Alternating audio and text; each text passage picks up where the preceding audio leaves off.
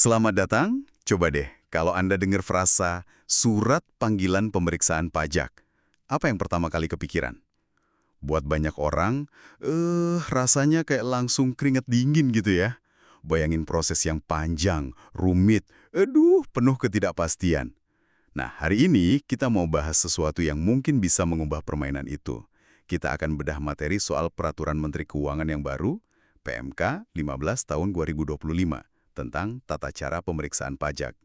Misi kita, bongkar bareng-bareng aturan main yang baru ini beneran lebih baik nggak sih?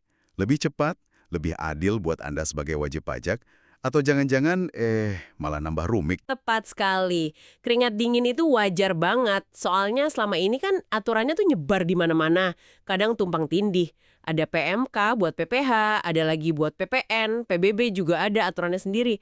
Ribet. Intinya pemerintah lewat PMK baru ini tuh mau beres-beres lah.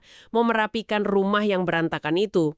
3 peraturan besar PMK 17, PMK 18, sama PMK 256 semuanya dilebur jadi satu.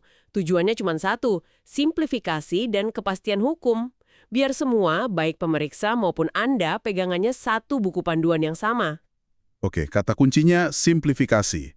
Tapi jujur aja nih, tiap kali ada aturan baru, biasanya kan malah nambah pasal, nambah pusing, bukan jadi simple. Apa sih yang bikin kali ini beda? Ini beneran simplifikasi atau cuma ya gimmick aja? Itu skeptisisme yang sehat. Dan memang, perubahannya ini cukup cerdas. Simplifikasi di sini bukan berarti pasalnya jadi lebih sedikit, tapi lebih fokus. Gini deh, bayangin, hal-hal yang sifatnya teknis banget buat internal pemeriksa. Kayak format detail kertas kerja pemeriksaan, atau cara mereka nyusun laporan hasil pemeriksaan. Oh, yang dapur mereka gitu ya? Nah, betul. Dapur mereka itu sekarang nggak lagi dicantumin di PMK. Semua dipindahin ke aturan internal di JP. Ah, saya ngerti. Jadi ini kayak produser mobil yang nggak lagi nulis spesifikasi teknis setiap baut di brosur buat pembeli. Info itu penting, tapi buat internal mereka. Konsumen cuma perlu tahu performa, fitur, garansi, gitu kan? Analogi yang pas banget, jadi aturan yang Anda hadapi sebagai wajib pajak sekarang lebih ramping. Isinya cuma yang relevan sama interaksi Anda dan pemeriksa. Dan ini nyambung ke perubahan yang lebih fundamental lagi. Cara pandangnya berubah.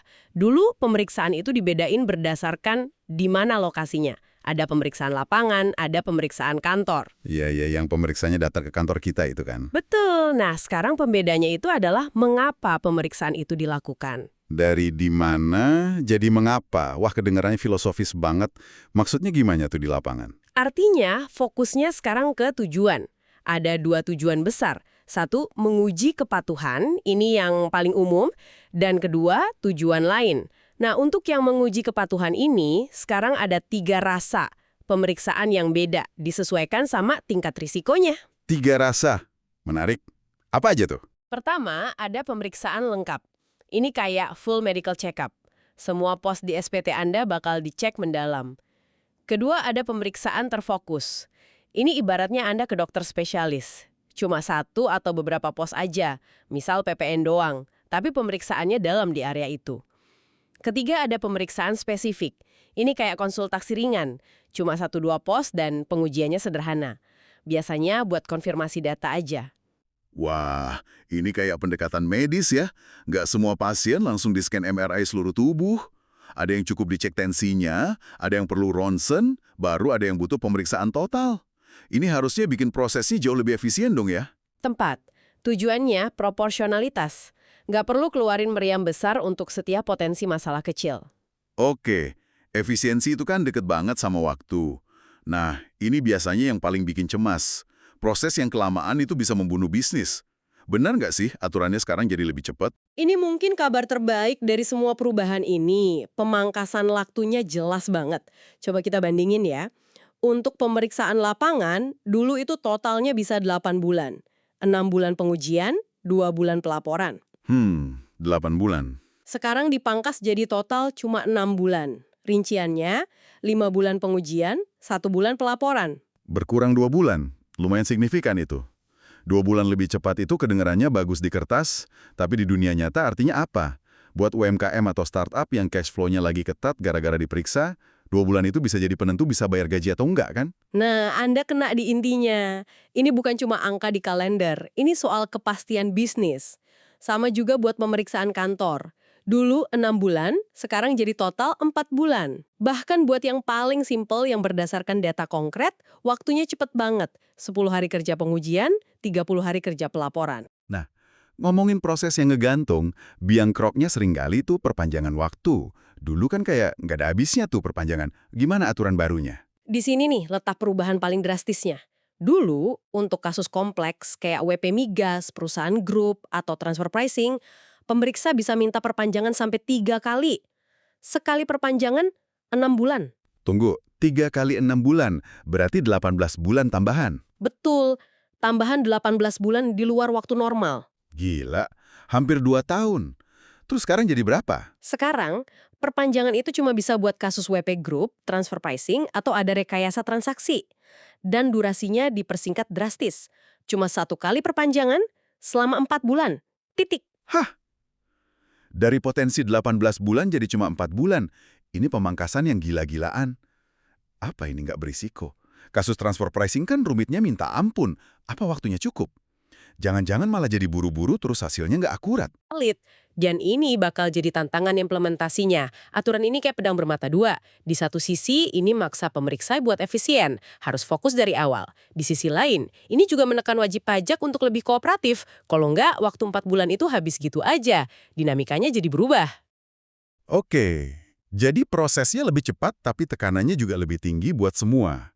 Nah, buat ngimbangin tekanan ini, katanya ada hak baru buat wajib pajak. Saya lihat di materi kita ada 2 istilah baru. Term of reference sama pembahasan temuan sementara. Ini apaan lagi? Jargon baru? Amalnya mungkin kedengaran gitu, tapi ini 2 perubahan yang sangat pro wajib pajak. Kita bedah yang TOR atau Term of Reference dulu ya. Iya. Ini norma baru wajib ada untuk pemeriksaan terfokus. TOR ini dokumen tertulis yang isinya jelas banget. Pos SPT mana, data apa, kewajiban pajak mana yang mau diperiksa. Dan ini dikasih di hari pertama barengan sama surat pemberitahuan pemeriksaan. Oh, jadi kayak kita dapat silabus di awal semester kuliah. Kita tahu persis apa yang bakal diujikan. Artinya, nggak ada lagi cerita yang awalnya periksa PPh badan, tiba-tiba nanyain PPN 5 tahun lalu gitu. Tepat sekali. TOR ini fungsinya kayak pagar, biar ruang lingkupnya nggak meluas tanpa batas, transparan dari awal. Nah yang kedua, pembahasan temuan sementara ini lebih revolusioner lagi. Wah, kedengarannya menjanjikan. Apa itu? Anggap aja ini kayak Anda dapat draft nilai ujian sebelum nilai finalnya masuk rapor. Prosedur ini wajib dilakuin buat pemeriksaan tipe lengkap dan terfokus. Paling lambat, sebulan sebelum masa pengujian selesai. Ini forum formal di mana pemeriksa paparin temuan awal mereka. Terus di forum itu kita bisa ngapain? Cuma dengerin aja? Justru disitulah kekuatannya. Di forum ini, Anda dikasih 2 hak penting. Pertama, Anda bisa serahin dokumen atau catatan tambahan yang mungkin sebelumnya belum sempat dikasih. Kedua, Anda dikasih kesempatan buat hadirkan saksi atau ahli buat nguatin argumen Anda. Ini mekanisme klarifikasi di tengah jalan. Wow. Jadi kita bisa kasih argumen balasan dan bukti pendukung sebelum semuanya final. Ini bisa ngubah hasil akhir dong. Dulu kan kesannya kita baru bisa debat setelah SPHP yang menakutkan itu terbit. Benar, ini memajukan proses dialog. Tujuannya mengurangi sengketa di kemudian hari. Karena banyak hal udah clear di tahap ini. Ini perubahan fundamental banget buat hak wajib pajak. Oke, proses lebih cepat, hak lebih kuat. Sekarang kita masuk ke area yang agak abu-abu dan rumit nih. Gimana kalau pemeriksaan pajak biasa ini bersinggungan sama pemeriksaan pidana pajak yang biasa disebut bukti permulaan atau bukper? Dulu kan sering tumpang tindih nih. Nah, area ini sekarang diatur lebih tegas biar ada kepastian hukum. Aturannya gini, kalau terhadap Anda dan tahun pajak yang sama, lagi ada bukper terbuka atau bahkan sudah penyidikan, pemeriksaan pajak biasa yang lagi jalan itu akan ditangguhkan, dihentikan sementara. Oke, jadi intinya satu kasus, satu proses dalam satu waktu. Nggak bisa dikeroyok dari jalur administrasi dan pidana barengan buat isu yang sama ya? Tepat. Dan ada poin baru yang penting banget, kalau Anda lagi dalam proses bukper atau penyidikan, DJP nggak akan nerbitin surat pemeriksaan baru untuk tahun pajak yang sama sampai proses pidananya selesai. Sip, mencegah proses ganda. Terus kapan pemeriksaan yang ditangguhkan itu bisa jalan lagi? Pemeriksaan bakal lanjut kalau proses pidananya berhenti di tengah jalan. Misalnya, bukper dihentikan karena nggak cukup bukti. Atau kalau ada putusan pengadilan yang menyatakan Anda bebas atau lepas. Nah, saat itu ancaman pidana selesai, proses administrasi bisa lanjut lagi. Sebaliknya, kapan dihentikan permanen? Dihentikan permanen kalau proses pidananya lanjut sampai tuntas. Misalnya Anda melakukan pengungkapan ketidakbenaran perbuatan atau sudah ada putusan pengadilan yang berkekuatan hukum tetap, selain bebas ya. Logikanya kasusnya udah selesai dengan sanksi pidana, ngapain lagi ada pemeriksaan administrasi? Tapi kayaknya ada pengecualian ya. Pemeriksaan yang udah dihentikan bisa hidup lagi. Betul, dan ini buat keadilan kedua belah pihak. Pemeriksaan bisa lanjut lagi dalam dua kondisi. Pertama, kalau masih ada potensi restitusi yang jadi hak Anda, negara nggak boleh nahan hak wajib pajak. Kedua, kalau ditemukan data baru yang beda sama sekali dan belum pernah kesentuh di proses pidana. Jadi biar semuanya tuntas. Oke, cukup adil. Nah, selain perubahan besar tadi, ada juga sentuhan modernisasi ya. DJP mulai sadar kita hidup di era digital nih. Sudah seharusnya.